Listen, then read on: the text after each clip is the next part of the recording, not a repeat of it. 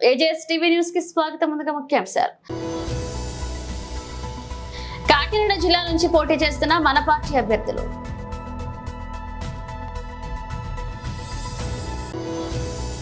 జనసేన ప్రధాన కార్యదర్శి శివశంకర్ గారి ప్రెస్ మీట్.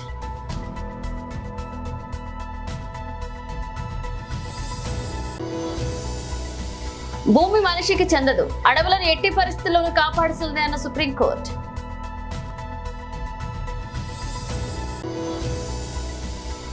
ఐపీఎల్ చరిత్రలోనే తొలిసారి ఒకే మ్యాచ్ లో ఇద్దరు కెప్టెన్లకు జరిమానా.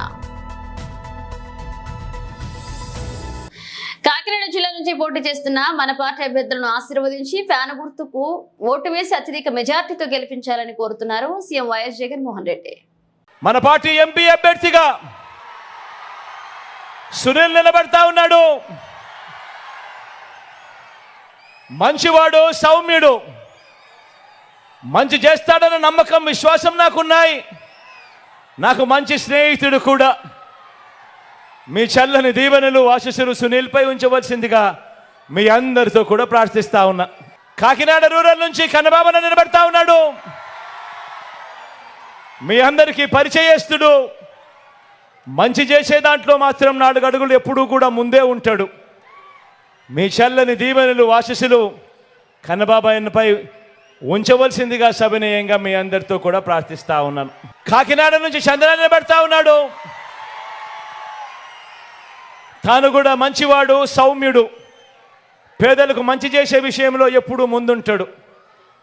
మీ చల్లని దీవెనలు, ఆశీస్సులు చంద్రపై కూడా ఉంచవలసిందిగా సవినయంగా ప్రార్థిస్తా ఉన్నాను. జగ్గంపేట నుంచి తోట నరసింహన్న నిలబడతా ఉన్నాడు. నరసింహన్న గురించి నేను వేరే చెప్పాల్సిన అవసరం లేదు. మనసున్నవాడు, వెన్నెలాంటి మనసున్నవాడు. మీ చల్లని దీవెనలు, ఆశీస్సులు అన్నపై ఉంచవలసిందిగా సవినయంగా ప్రార్థిస్తా ఉన్నాను. పెద్దాపురం నుంచి దొరబాబు నిలబడతా ఉన్నాడు. యువకుడు, ఉత్సాహవంతుడు, మంచి చేయడానికి అడుగులు వేగంగా ముందుకు వేస్తూ ఉన్నాడు. మీ చల్లని దీవెనలు, ఆశీస్సులు దొరబాబుపై ఉంచవలసిందిగా సవినయంగా ప్రార్థిస్తా ఉన్నాను. పతిపాడు నుంచి సుబ్బారావు నిలబడతా ఉన్నాడు. పొట్టివాడైనా గట్టివాడు, మనసున్నవాడని కూడా చెప్పాలి. సుబ్బారావు అన్నకు మీ చల్లని దీవెనలు, ఆశీస్సులు అన్నపై ఉంచవలసిందిగా సవినయంగా ప్రార్థిస్తా ఉన్నాను.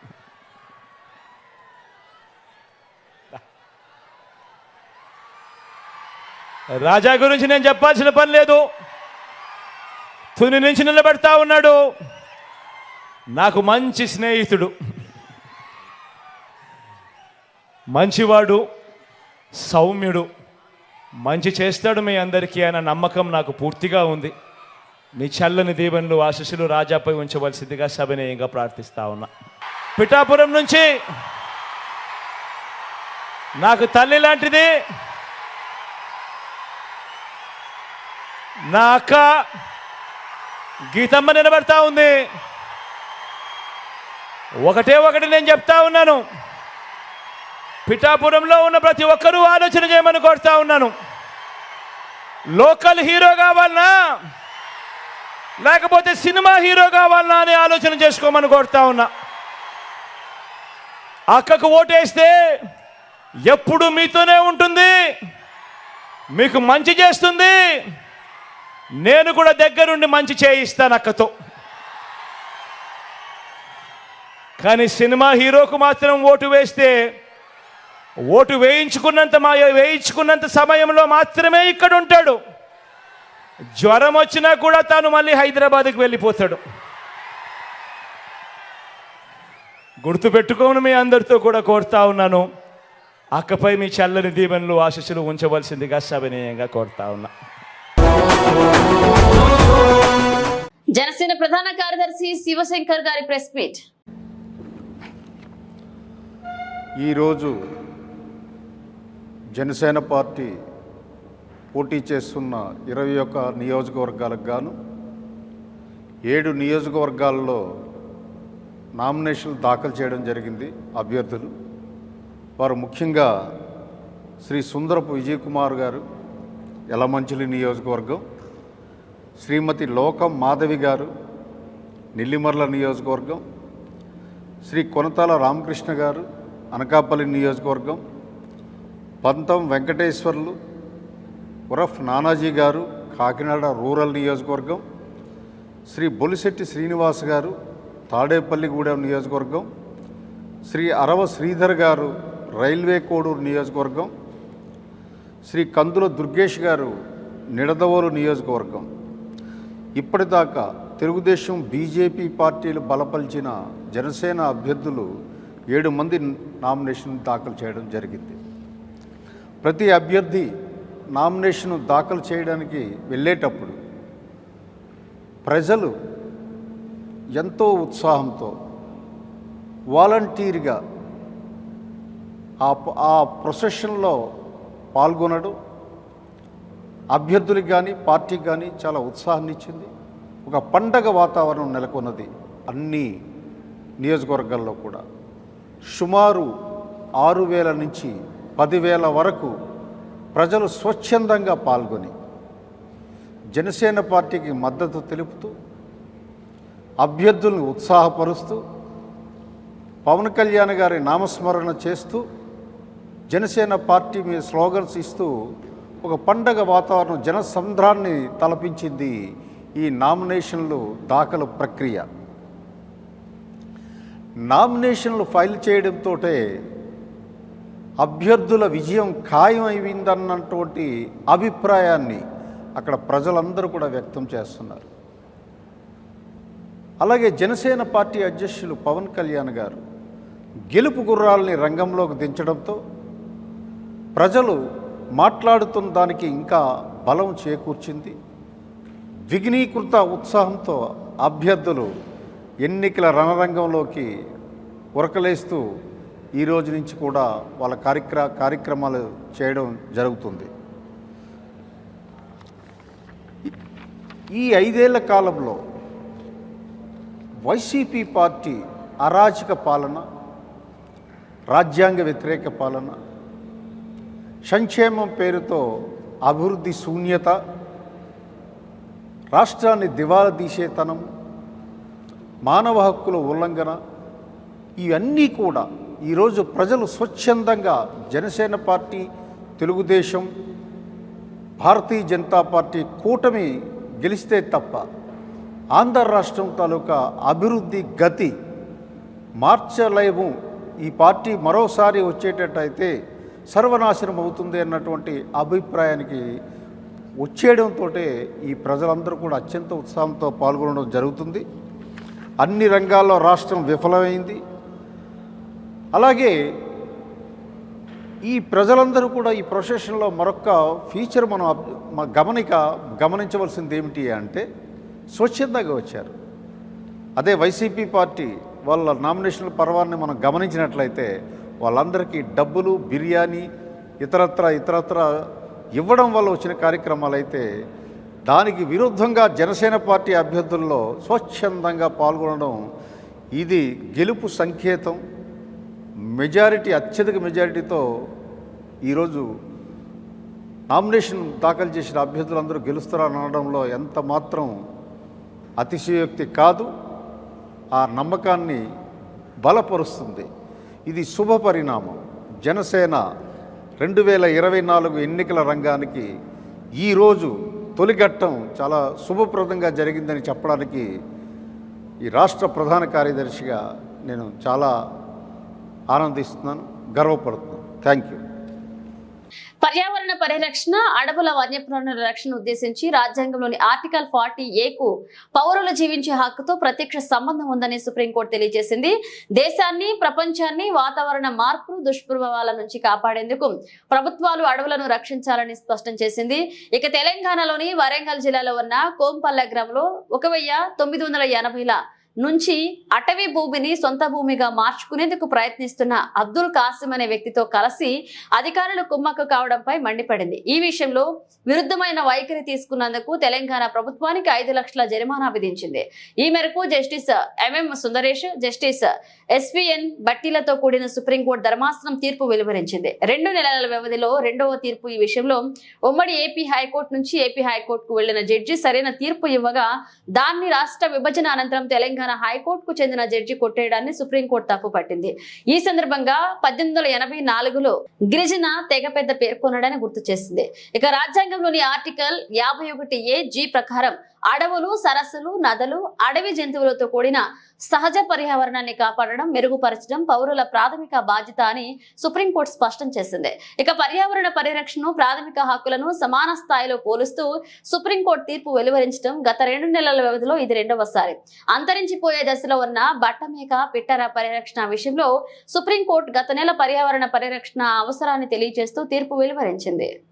ఇండియన్ ప్రీమియర్ లీగ్ IPL చరిత్రలోనే తొలిసారి ఒకే మ్యాచ్ లో 2 కెప్టెన్లు జరిమానా పడింది. నిన్నటి Chennai super Kings Lucknow super Giants match లో స్లో ఓవర్ రేట్ నమోదైంది. దీంతో 2 జట్ల కెప్టెన్లు Ruturaj Gaikwad, CSK KL Rahul, LSG భారీ జరిమానాలు ఎదుర్కొన్నారు. నిర్ణీత సమయానికి బౌలింగ్ కోటాలను పూర్తి చేయకపోవడంతో ఇరు జట్ల సారథులకు భారత క్రికెట్ నియంత్రణ మండలి BCCI 12 లక్షల చొప్పున జరిమానా విధించింది. మినిమం ఓవర్ క్రేజ్ కు సంబంధించి IPL ప్రవర్తన నియమావళి ప్రకారం ఈ సీజన్ లో అతని జట్టు చేసిన మొదటి నేరం కావడంతో రాహుల్ కు 12 లక్షల జరిమానా విధించడం జరిగిందని BCCI తన ప్రకటనలో పేర్కొంది. అలాగే చెన్నై కెప్టెన్ రుతురాజ్ గైక్వాడ్ కు కూడా స్లోవర్ రేట్ నేరం కారణంగా 12 లక్షల జరిమానా విధించినట్లుగా తెలియజేసింది. ఇక ఈ మ్యాచ్ విషయానికి వస్తే చెన్నైపై లక్నో 8 వికెట్ల తేడాతో సునాయాస విజయం సాధించింది. ఓపెనింగ్ ద్వయం క్వింటాన్ డీకాక్ 54, కెప్టెన్ KL రాహుల్ 82, 132 పరుగుల భాగస్వామ్యంతో జట్టు గెలుపునకు పునాది వేశారు. ఆ తర్వాత నికోలస్ పురాన్ అజేయంగా 23 పరుగులు చేసి లక్ష్య చేతనలో తన వంతు పాత్ర పోషించాడు. దీంతో 177 పరుగుల లక్ష్యాన్ని LSG 19 ఓవర్లలో 2 వికెట్లు కోల్పోయి ఛేదించింది. కాగా ఈ మ్యాచ్ లో ఓటమితో చెన్నై సూపర్ కింగ్స్ పాయింట్ల పట్టికలో 8 పాయింట్లతో 3వ స్థానంలో ఉంది. మరొక వైపు లక్నో సూపర్ జైంట్స్ 7 మ్యాచ్లు ఆడి 4 విజయ పాయింట్లతో పట్టికలో 5వ స్థానంలో కొనసాగుతుంది. ఉమ్మడి మెదక్ జిల్లాలో కాంగ్రెస్ పార్టీకి పూర్వ వైభవం తెస్తామని ఆ పార్టీ రాష్ట్ర నాయకులు మైనంపల్లె హనుమంతరావు పేర్కొన్నారు. శుక్రవారం గజ్వేల్ మున్సిపల్ మాజీ చైర్మన్ గాడెపల్లె భాస్కర్, జిల్లా కోఆప్షన్ సభ్యులు సయ్యద్ సలీం తో పాటు మరొక 300 మంది ఆయా పార్టీలకు చెందిన నాయకులు, కార్యకర్తలు కాంగ్రెస్ పార్టీలో చేరిన సందర్భంగా జిల్లా కాంగ్రెస్ కమిటీ అధ్యక్షులు తుమ్కుంట నర్సారెడ్డి, మాజీ ఫుడ్ సొసైటీ చైర్మన్ గంగుమల ఎలక్షన్ రెడ్లతో కలిసి ఆయన మాట్లాడారు. సీఎం రేవంత్ రెడ్డి నేతృత్వంలో రాష్ట్రం అన్ని రంగాల్లో అభివృద్ధి సాధిస్తుందని, అసెంబ్లీ ఎన్నికల సందర్భంగా ఇచ్చిన 6 గ్యారెంటీల అమలులో భాగంగా ఇప్పటికే 5 పథకాలు అమలు చేసినట్లుగా స్పష్టం చేశారు. పార్లమెంట్ ఎన్నికల నోటిఫికేషన్ రావడంతో వివిధ పథకాల అమలుకు నోచుకోకపోగా సీఎం రేవంత్ రెడ్డి ఆగస్టు 15లోగా హామీ ఇచ్చిన పథకాలు వర్తింప చేస్తామని చెప్పిన విషయాన్ని ఆయన గుర్తు చేశారు. ఇక అయితే గత కేసీఆర్ ప్రభుత్వ హయాంలో అవినీతి రాజ్యమేలిందని, వేల కోట్ల పక్కదారి పట్టినట్లుగా ఆరోపించారు. రాష్ట్ర ఆదాయం అప్పులు వడ్డీలకే సరిపోయే దుస్థితి దాపరించగా సీఎం రేవంత్ రెడ్డి రాష్ట్ర ఆర్థిక వ్యవస్థను గాడిలో పెడుతూ ఉద్యోగ, ఉపాధ్యాయులు, పేద ప్రజలు, నిరుద్యోగులు మన్ననలు పొందుతున్నట్లుగా గుర్తు చేశారు. ముఖ్యంగా మెదక్ పార్లమెంటు నుండి పోటీ చేస్తున్న నీలం మధు ముదిరాజ్ గెలిపే లక్ష్యంగా పార్టీ శ్రేణులు శ్రమించాలని కోరారు.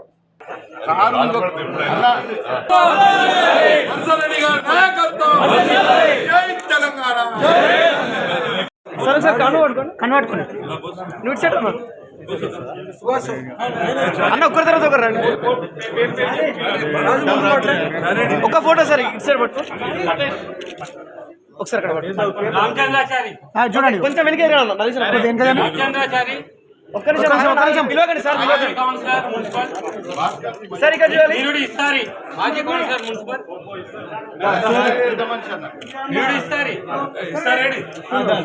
నర్సింగ్లో మాజీ కౌన్సిలర్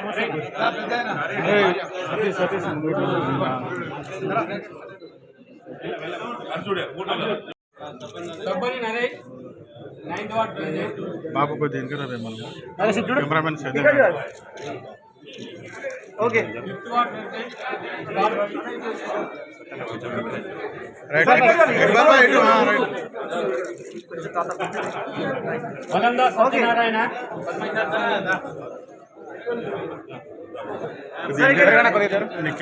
మీ కెమెరా వస్తుంది ఇంకా. ఓకే నెక్స్ట్ తలకొప్పుల రాజేశ అన్న ఇస్మాయిల్ పక్క జరగండి అన్న జరగండి కొంచెం పక్క అజీజ్ భాయ్ రైట్. ఉషకోయిల కృష్ణ ముందుగా అన్న ఉప సర్పంచ్ ఓకే ఇక్కడ చూడండి ఓకే సార్ నెక్స్ట్ ఉషకోయిల కృష్ణ ఉప సర్పంచ్ చంద్రబాబు నాయుడు సైకిల్ గుర్తుకు ఓటు వేస్తే మళ్లీ రాష్ట్రంలో 7 ఏళ్ల కరువు తప్పదని, రాష్ట్రం సుభిక్షంగా ఉండాలన్నా, సస్యశ్యామలం కావాలన్నా, వర్షాలు పడాలన్నా ముఖ్యమంత్రి వైఎస్ జగన్మోహన్ రెడ్డికి ఫ్యాన్ గుర్తుకు ఓటు వేసి గెలిపించాలని మంత్రి పెనుగొండ నియోజకవర్గ వైఎస్ఆర్ కాంగ్రెస్ పార్టీ అభ్యర్థి ఉషశ్రీచరణ్ పేర్కొన్నారు.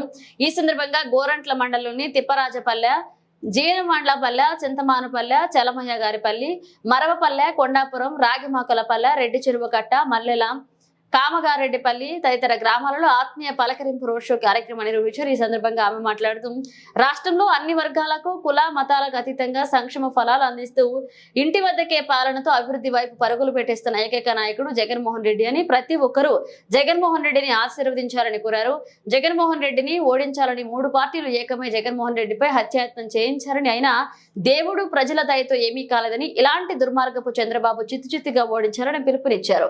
ఇక అభివృద్ధి జరగాలన్నా, సంక్షేమం ప్రజలకు అందాలన్నా, ప్రజల వద్దకే పాలన అందించాలన్నా మళ్లీ జగనన్న రావాలని ఆశాభావాన్ని వ్యక్తం చేశారు.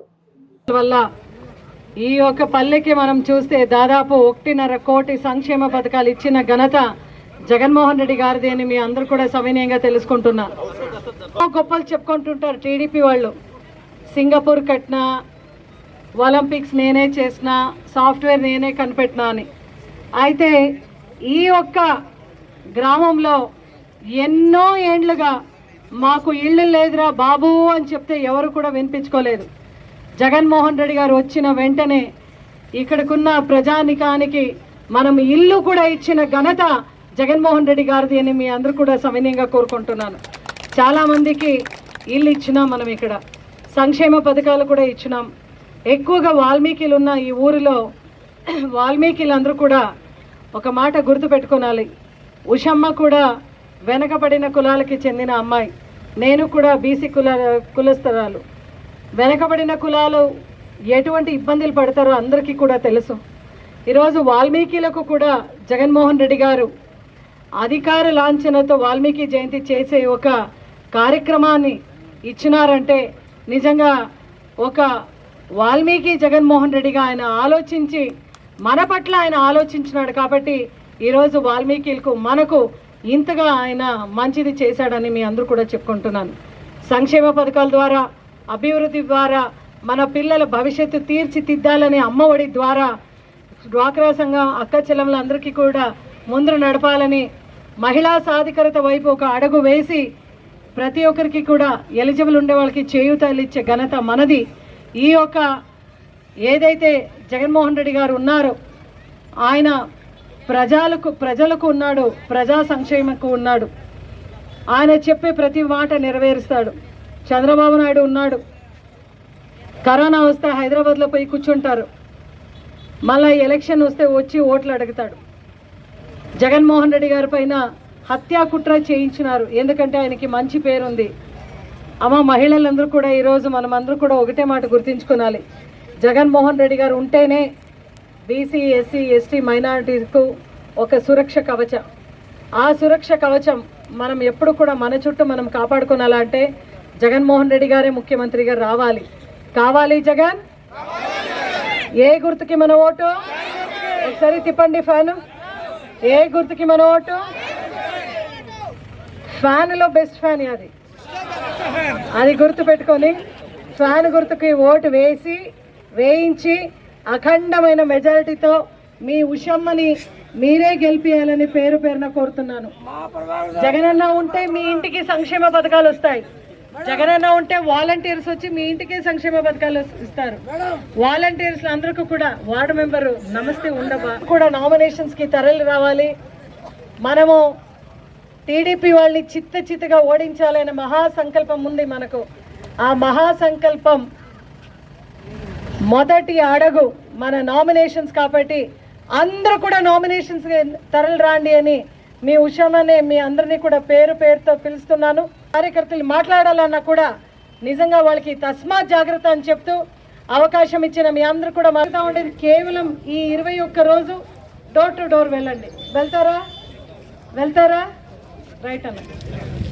భువనగిరి పార్లమెంట్ కాంగ్రెస్ పార్టీ అభ్యర్థి చామల కిరణ్ కుమార్ రెడ్డి గెలుపును కోరుతూ ఆలేరు పట్టణంలో ప్రభుత్వ పాలేరు ఎమ్మెల్యే బిర్లా ఐలయ్య అభ్యర్థి చామల కిరణ్ కుమార్ రెడ్డితో కలిసి గడప గడప ప్రచారాన్ని నిర్వహించారు. ఈ ప్రచారంలో హెయిర్ కటింగ్ చేస్తూ అలాగే చాయ్ షాప్ లో చాయ్ చేస్తూ ప్రచారాన్ని నిర్వహించారు. ఈ కార్యక్రమంలో ఆలేరు మండల ప్రజాప్రతినిధులు, పట్టణ కాంగ్రెస్ పార్టీ నాయకులు, కార్యకర్తలు పాల్గొన్నారు.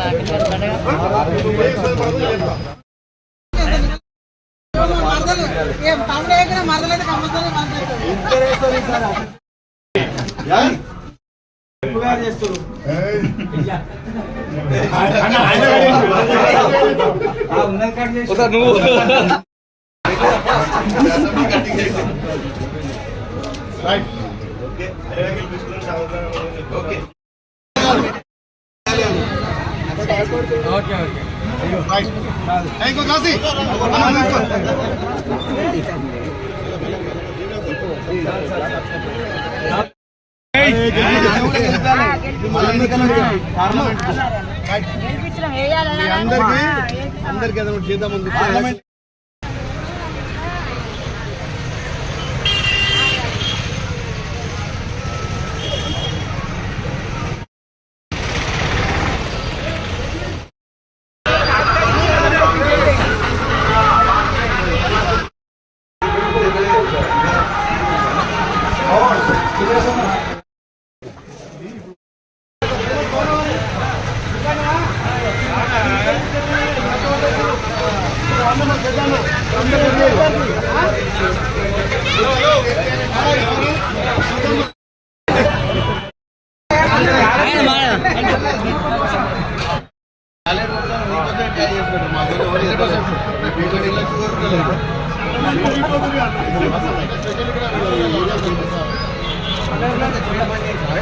బులెటిన్ ముగించే ముందు హెడ్లైన్స్ మరోసారి. కాకినాడ జిల్లా నుంచి పోటీ చేస్తున్న మన పార్టీ అభ్యర్థులు.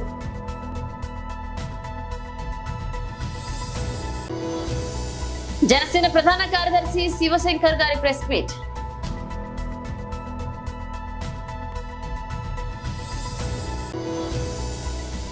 భూమి మనిషికి చెందదు, అడవులను ఎట్టి పరిస్థితుల్లోనూ కాపాడుతుంది అన్న సుప్రీంకోర్టు.